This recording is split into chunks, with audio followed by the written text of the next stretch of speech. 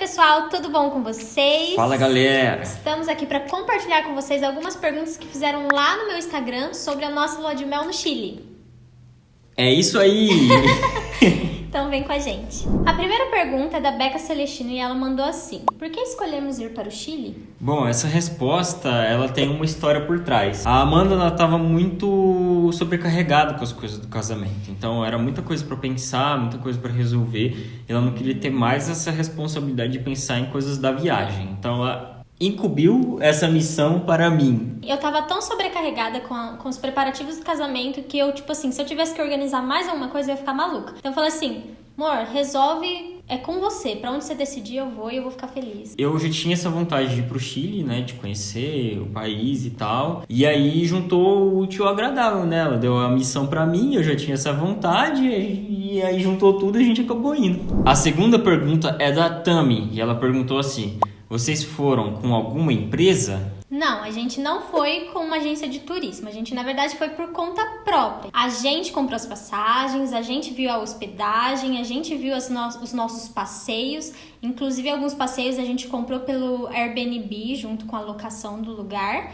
E esses passeios, inclusive, algumas eram por agências de lá, mas não necessariamente a gente foi com uma agência de turismo. A terceira pergunta, que na verdade são várias, é da Bruna Terra e ela mandou assim: qual a melhor época para ir? Quais passeios fizeram? Qual hotel ficaram? E quantos dias vocês consideram suficiente? Na nossa opinião, a gente chegou num consenso que a melhor época para ir é no inverno. Lá neva e tem muitas atrações que a gente não tem aqui no Brasil, que é envolvendo neve, né? Tanto esportes e tal, quanto só ver mesmo, né? Acaba meio que a neve sendo um ponto extra, ponto a mais do inverno, coisa que a gente não teve, porque a gente foi no outono, porque a gente casou no outono. Então a gente queria ir logo depois de casar, já ir pra nossa lua de mel, então a gente não escolheu a melhor época pra ir.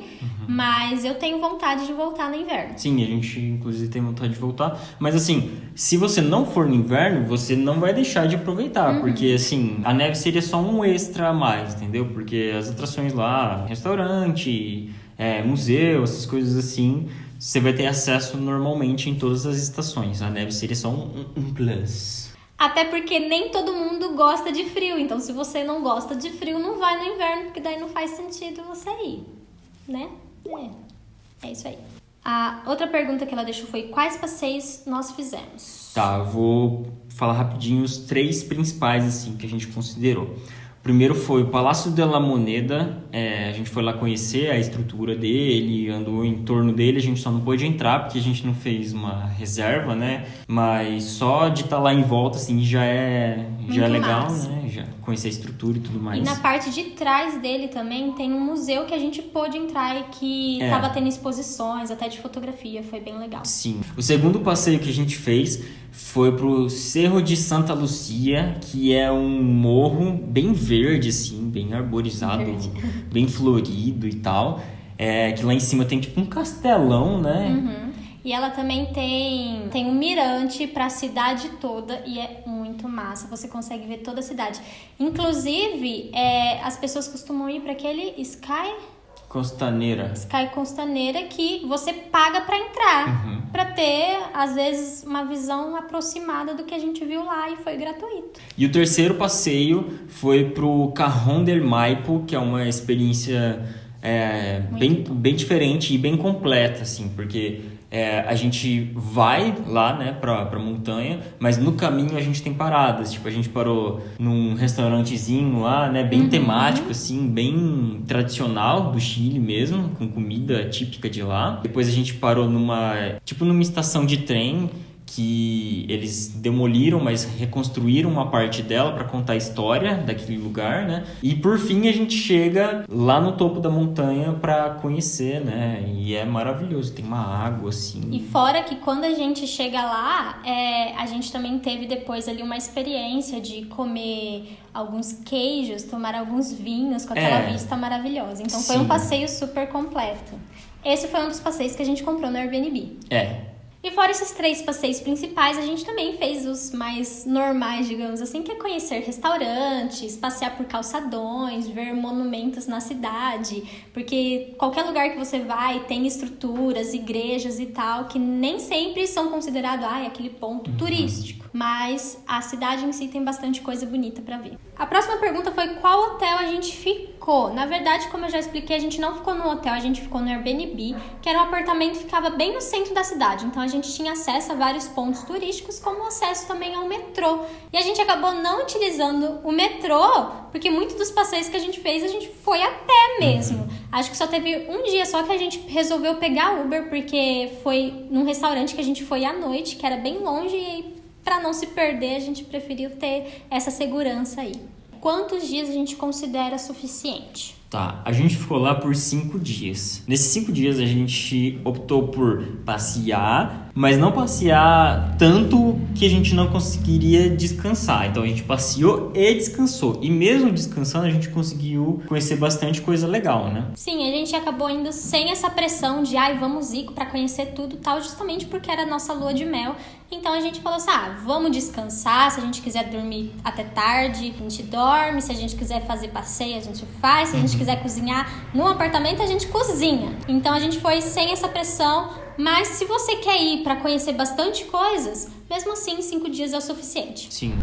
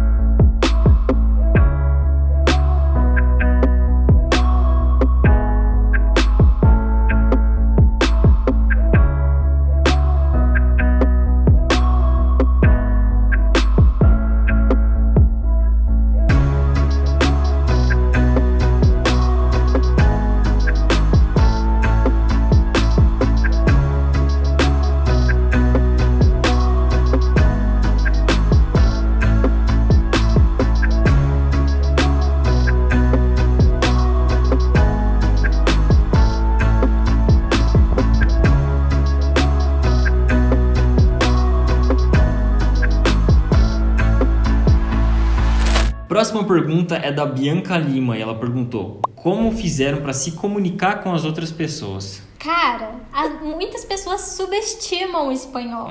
Espanhol não é tão fácil quanto a gente pensa. A gente acha que vai pra lá e vai sair falando espanhol porque é só fazer o quê? Um pouquinho, despacito. Então você dá o seu embromation lá e esse embromation você vai descobrir que ele não funciona, entendeu? Porque dá um pouco de vergonha, né? Chegar lá falando assim.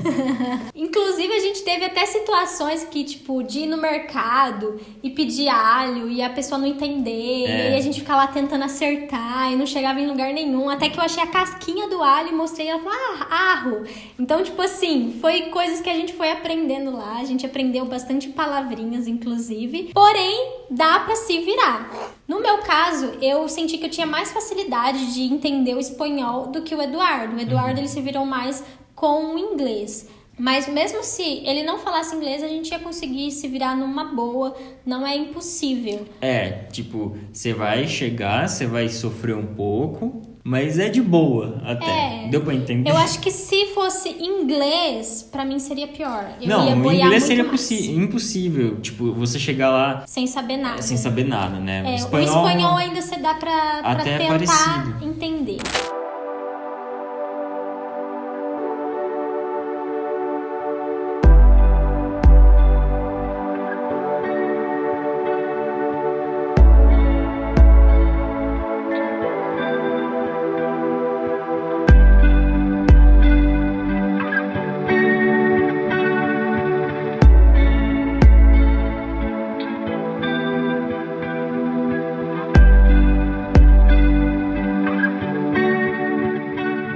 Próxima pergunta do Bruninho, ele mandou assim: o que mais chamou a atenção de vocês em relação às pessoas de lá? Então ele falou sobre cultura, cidade, limpeza e etc. Primeiro, quando a gente chegou lá, a gente sentiu que as pessoas não são tão receptivas. E outra coisa que eu percebi é que eles não se misturam muito. Eu percebi que chilenos andam com chilenos, que negros andam com negros, que chineses andam com chineses, até tipo estabelecimento. Tem o mercadinho do chinês, que todo mundo que trabalha é chinês.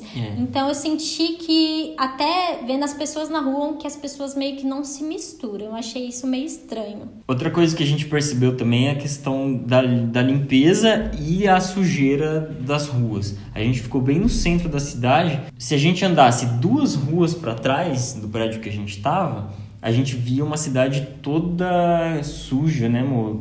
Tudo uma bagunça, assim. Com mau cheiro. Sim, e se a gente andasse 2 ruas pra frente de onde a gente tava, já era outra cidade completamente diferente. Uma limpeza, assim, impecável, não tinha um papel no chão, né? Outra coisa que eu prestei atenção da cultura de lá, que eu confesso que foi uma coisa que eu não gostei, todo banheiro lá não é público de certa forma, porque todo banheiro você paga pra usar. Tanto é que quando a gente tava voltando de um passeio, a gente foi subir, eu tava muito apertada pra ir no banheiro, e aí a gente subiu e nada de banheiro. Quando chegou lá, o banheiro era pago. Detalhe, o banheiro ficava lá naquela parte da praça de alimentação. E aí eu olhei pro banheiro, eu vi lá, tipo, 320 pesos. E aí eu olhei pra praça de alimentação, tinha lanche por 290 pesos. Então eu fiquei assim, fazer xixi ou comer um lanche?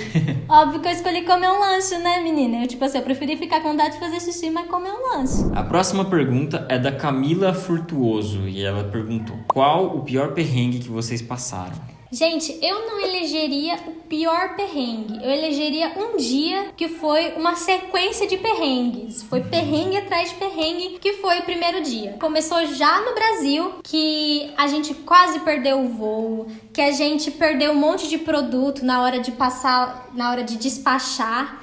Na hora de despachar, não. Na verdade, a gente não despachou os produtos. A gente não sabia que pra fora, pra voo internacional, o limite máximo era 100 ml. Então a gente perdeu mais de 100 reais em produtos, tipo hidratante, shampoo, essas coisas que a gente teve que comprar tudo lá no Chile de novo. Chegando no Chile, a gente chegou que nem 2 bobinhos, e aí já veio um taxista oferecer pra gente. A gente tava lá sem acesso à internet. Quando o cara falou o valor lá, que era 40 mil pesos, eu tinha visto num blog uma menina que pagou 50 mil e eu achei que era aquilo mesmo. Então, como a gente ainda não tava fazendo cálculo mentalmente, a gente, deve ser isso mesmo, e a gente foi. Chegando lá no apartamento, eu descobri que a gente tinha gasto mais ou menos 230 reais só pra pegar um táxi, coisa que depois eu descobri que no Uber, tanto é que a gente foi na volta pro aeroporto de Uber, saiu uns 45 reais. Então a gente perdeu muito dinheiro. E aí, quando a gente chegou lá, a gente resolveu sair pra comer uma empanada. A gente não queria fazer nada, aquele passeio estrondoso, assim, justamente porque a gente já tinha feito uma viagem cansativa, era o primeiro dia, então a gente só queria comer algo de boa. Foi aí que a gente decidiu comer empanada e a gente foi a pé, já que era um lugar próximo. E aí, quando a gente foi pra esse lugar, foi quando a gente entrou naquelas ruas que a gente falou que eram bem sujas. E aí a gente foi andando assim e tal, já com aquele sentimento de, putz, acabamos de perder dinheiro. E aí a gente chegou no lugar pra comer empanada. A gente pediu 2 empanadas de carne. Na hora que a gente foi comer, era um negócio ruim, veio um negócio meio gosmento e tal. Falei, nem pra gente pedir 2 sabores diferentes, né? Mas não, a gente pediu o mesmo sabor. E a gente falou, vamos sentar ali fora, já que tinha gente sentado meio que na calçada, tal, comendo. E era um ponto bem que todo mundo passava, pegava e saía. Tanto é que não tinha nem mesa no local. E aí, quando a gente tava indo pra fora, uma mulher segurou meu braço e falou assim, não vai, ter sacas. E a gente ficou assim, oi? Que aí que a gente foi entender que, tipo, se a gente sentasse lá do lado de fora, a gente seria roubado. Então a gente ficou, putz, mano, o que a gente tá fazendo aqui? E aí a gente voltou pro apartamento, a gente passou até no mercado pra gente cozinhar e tal. Mas chegando no apartamento, a gente ficou muito chateado, porque a gente ficou assim, putz, cara, era pra ser a nossa lua de mel, era pra ser um momento prazeroso e tal, mas o primeiro dia só foi perrengue, então a gente ficou com medo. Só que depois a gente se acalmou e falou assim, não, vamos com calma, amanhã a gente vai fazer um passeio legal e tal, e realmente No segundo dia foi um passeio completamente diferente. Nos outros dias, na verdade. A partir do segundo dia tudo ficou filé, né? Filé. Então foi só no primeiro dia, que foi perrengue atrás de perrengue. Mas eu acho que foi até importante pra gente aprender um pouco mais sobre viajar também, né? Tirar um pouco dessa inocência que a gente tinha. Tanto é que uma das dicas que a gente deixa é, quando você chegar num país novo, você pisar lá no aeroporto, melhor, pisar fora do aeroporto, não sai com cara de besta não, de onde eu tô. Finge que você sabe o que você tá fazendo e não dá ouvido pra taxista, porque os bichinhos é malandro, filho. A próxima pergunta é da Marília Scavori e ela mandou assim: qual é a culinária típica e quais foram os pratos que vocês mais gostaram? A culinária típica envolve muitos pratos que vão peixe e frutos do mar, né? Que são coisas que a gente não gosta muito de comer. Então a gente acabou comendo muito em restaurante italiano, né? E coisas assim. Mas, de comida típica que a gente teve muito acesso e a gente viu que é muito comum lá, são as empanadas, tanto assada quanto frita. E guacamole, que tinha em tudo quanto é coisa. Guacamole, coisas com abacate, assim, em lanche, com pão, sabe? Tanto de hot dog quanto de sanduíche natural, assim. Gente, eu descobri que eu amo hot dog com abacate. É uma delícia. É verdade, a gente ficou assim, mano, será, né? E também tem o pisco, que foi uma das coisas que mais marcou a gente, né? Que é uma bebida típica de lá. Cachaça pura. Não é exatamente cachaça igual aqui do Brasil, mas é uma bebida muito forte e meio cítrica, assim, tipo de limão. Não sei o que vai, mas é meio cítrico. E o Peru e o Chile brigam pra ver quem é o dono do pisco. Mas assim, como a gente foi pro Chile e tomou lá, a gente vai votar que é o Chile. Só porque a gente tomou lá. Só que eu gostei mais de descobrir o abacate lá nas coisas. Eu descobri que eu gostei bastante disso. A empanada com um pisquinho pra mim, ó, show. A próxima pergunta é da Luana e ela perguntou assim: foi caro? Depende. O que é caro é muito relativo. O que é caro pra você pode não ser pra gente, ou pra gente pode não ser pra você. Então, depende muito. Eu falo que a nossa viagem poderia ter saído mais barata se a gente tivesse se programado, se planejado com antecedência. E tudo vai depender também do luxo que você quer. Então, se você quiser ficar num hotel, se você ficar num Airbnb, a antecedência que vai fazer, você vai comprar suas passagens, tudo isso vai definir se vai ser mais caro ou mais barato. A gente pagou muito caro nas passagens porque a gente comprou com 3 dias de antecedência. Então a gente acabou comprando a que tinha. Então a gente acabou pagando mais do que a gente gostaria. Esse valor que a gente pagou a mais poderia ser revertido em passeios lá, entendeu? Então, no nosso caso, a gente com o mesmo valor poderia ter aproveitado mais. Exatamente. Né? Até porque se eu não tivesse pegado a praga daquele táxi, a gente também conseguiria uns 3 restaurantes lá. Com certeza.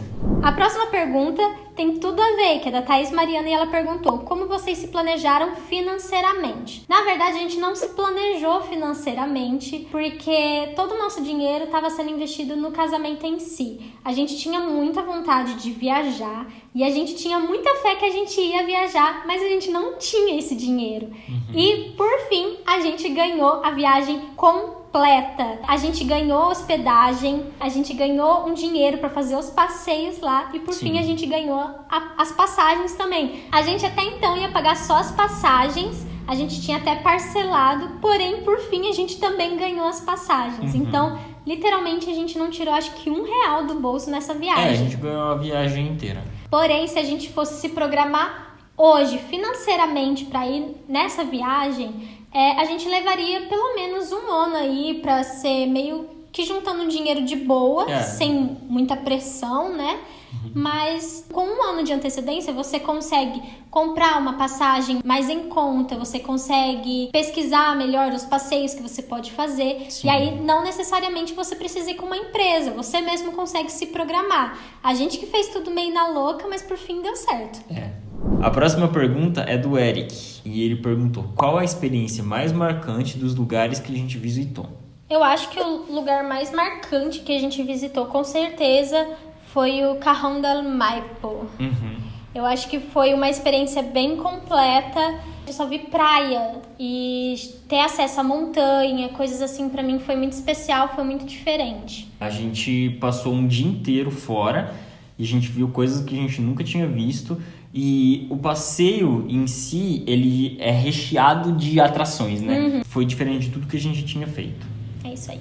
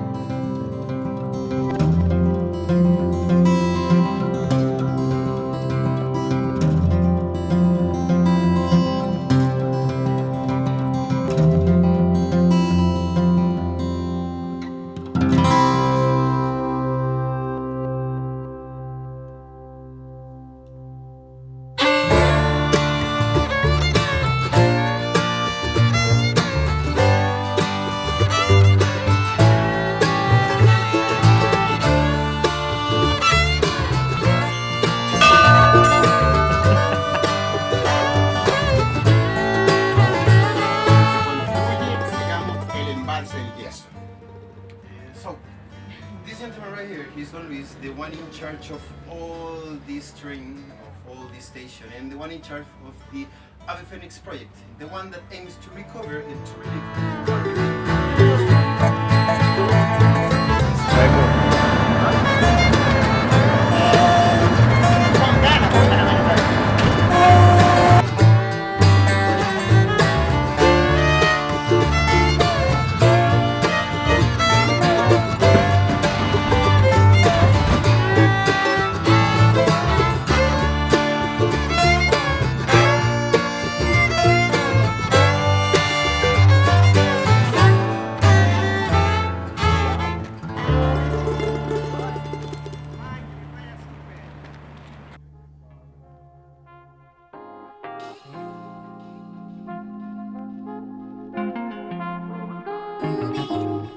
Es el río Yeso, que es el que se encontraba a la izquierda, y el otro es la glaciación.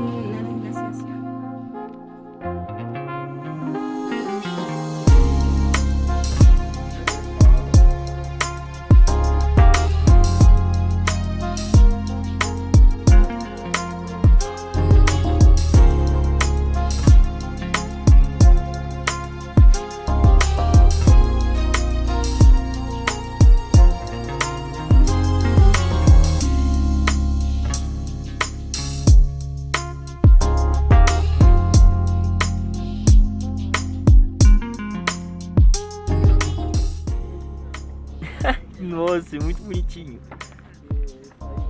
Ui.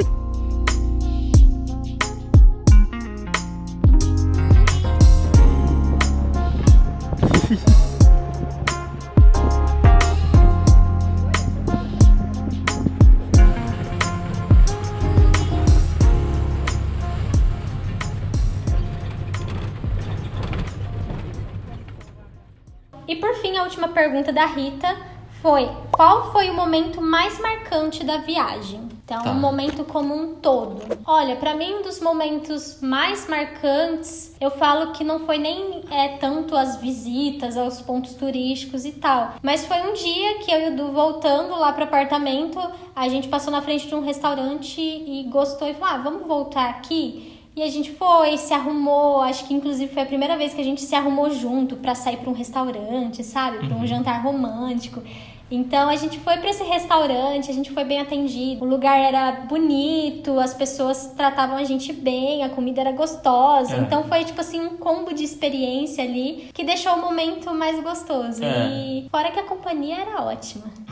Essa questão mais da companhia, né, foi o mais marcante. Pra mim também esse dia foi, assim, um dos dias mais memoráveis. Não porque foi um passeio muito louco, né, um restaurante muito louco. A experiência da gente estar voltando de um passeio, parar, falar, nossa, vamos vir jantar aqui e tal. A primeira vez como casados, assim, que a gente fez isso, foi uma experiência muito legal. Da gente estar fora, sabe, da gente estar sozinho, a gente estar...